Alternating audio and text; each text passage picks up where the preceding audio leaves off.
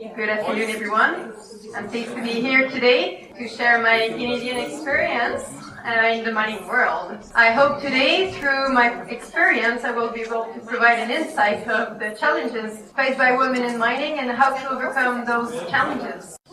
Those main challenges are mainly the lack of mentorship, the lack of guidance, the lack of workplace support, and some issues with the work-life balance. Briefly about myself, I own a civil engineering degree. I'm from the French part of Canada. I started my journey in mining by joining Doucet Associates in their mine waste management group. For those who are not aware of who have no clue what mine waste management is basically when you develop a pit or underground, you have to extract some overburden, you have to extract rock that have no value but needs to be managed. When you actually process the ore through the mill, you have two end products, which is the value material, so the gold, the copper, etc., and the waste, which often calls tailings. Some of you may have heard that some unfortunate catastrophe with tailings failure that occurred quite lately, Morocco in Brazil, resulted in 19 deaths, and Mount Pauline in British Columbia, Canada, where about 14 million of cubic meter water and tailings were released in the environment. Tailings management have become a very hot topic in risk management for mining companies. So I've been exposed to a variety of cultures and environment through my career with Golder. Today I will mainly focus on the field experience. I think it's much more representative for the topic of today. My very first experience was in northern Canada at the Meadowbank Gold Project in 2005. It's a really remote location in Nunavut, close to the Arctic Circle, only accessible by, at the time it was only accessible by helicopter. And to actually get to the helicopter, you needed to either take the plane or boat to get to Baker Lake. And all the materials and equipment that were actually at the exploration site were brought on the ice road during wintertime.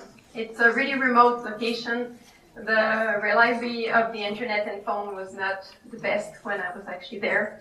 Knowing how alone I would be for my task, the person in charge of the project actually walked me through he provided me a very good background, very good support, very good training to actually make myself confident in the task I was actually going to be faced, and provided some insight of or issues I may encounter.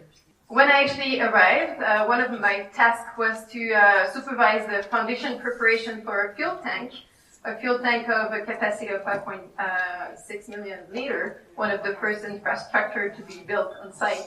The contractor responsible for the construction was a man with a lot of experience, knowing exactly what to do. He was not really impressed seeing myself arriving on site. I was quite junior at the time. Anyway, he was polite, per se. And so we started the construction, and you can see that he's a stubborn person. He was not respecting the health and safety policy. He was thinking that the black vest and black hat he was quite actually visible for the equipment. So this is just to show you how stubborn he was. But anyway, at one point during the construction, I felt that we could do more. As I mentioned, we had limited equipment because it's quite remote, so we had to deal with what we have. I felt that something was going wrong, and I was actually not able to communicate to him what was the problem, or I was not having his ear to actually make that better. So I took the phone. That day the phone was working. I called my supervisor, explained him the situation, and he really provided me good support and provided me some advices. So I was able to go back to that contractor and better explain the situation, and finally we actually increased the capacity of compaction of the foundation. Unfortunately, not all of my experience went as well. It's not like diamond mine. I was sent mainly to supervise the foundation of preparation for process plant, power plant, etc. We were a team of 2 people from Golder Associates. The other one was more focusing on the earthworks regarding the process kimberlite facility. So all my background on the training I got was focusing on the process plant and power plant and more the concrete work. Soon after I arrived, my colleague, let's say Joe, was not in the office, and someone came in the office and really wanted to have someone from Golder to make a decision. So they said, you come with me. So I sat in a room where there was 8 people. It was actually men's, with a look quite intimidating. I knew it was concerning the other project. I was not much aware of it. And they didn't provide me the background. They just rapidly went to the issue where they wanted me to provide some recommendations. And I felt really, really uncomfortable. I didn't know what to say. I didn't know how to act. I was feeling guilty of not being able to say something intelligent. I was feeling guilty of being there. I just wanted to find a trap in the floor and just go away. It was really uncomfortable. I became really emotional. I was seeing all the people desperately waiting for me to say something, but I was not able to say something. The only thing I was able to say is, excuse myself, I have to leave. So I left the room, not knowing what to do. Joe was still somewhere. I was hoping he would be back. But because I had such a good experience with my previous experience at Meadowbank, I decided to take the phone and call my supervisor. And right at the start, he felt really, really sad that that experience actually happened to me. He felt guilty of actually not having warned people to say, like, this person is for this particular subject. And anyway, one thing he actually mentioned to me, he said, Karine, if you don't understand something, it's not your problem. It's my problem to explain you differently in a way that you can understand. So for a French person who was not really comfortable in English, hearing that was like, okay, so it's normal to ask questions. It's normal to ask for support. I will actually provide a better quality work if I'm allowed to ask questions and feel more confident. And I think that's the key to actually progress and to actually build self-esteem and self-confidence. You need to be confident to actually ask questions. It's normal that you don't understand. It's normal that you are actually seeking for advices. So I've been exposed to various situations and field work. I went back to the Meadowbank project again. I'm not going to go into technical details there, but Meadowbank is close to the Arctic. The construction season starts in July, ends at the end of September, really short, no time for delays. I was supervising the team that was doing the construction insurance for the work of the watering dikes, which is basically you needed to actually build dikes to pump the water out to allow the mine to actually reach the ore that was beneath the lake. So it was a really challenging project. And the first year, it was a Saturday morning, the excavator was excavating the trench, and suddenly the excavator started to move towards the water.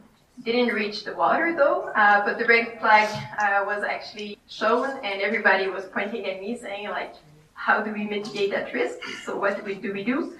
At that time, I was feeling quite comfortable in the work. I gained lots of confidence in the background information to be self-sufficient, but this was an unusual situation, and I needed to share my thoughts with someone before actually telling my recommendation to the mine. I needed to share my ideas. Maybe I think it's quite typical as women that we like to share ideas. We want to communicate. We want to have discussions. So because of my experience in the past where when I grabbed the phone, people were quite happy listening to me and providing me this advice. I picked up the phone. I knew that it was 5 a.m. Saturday morning.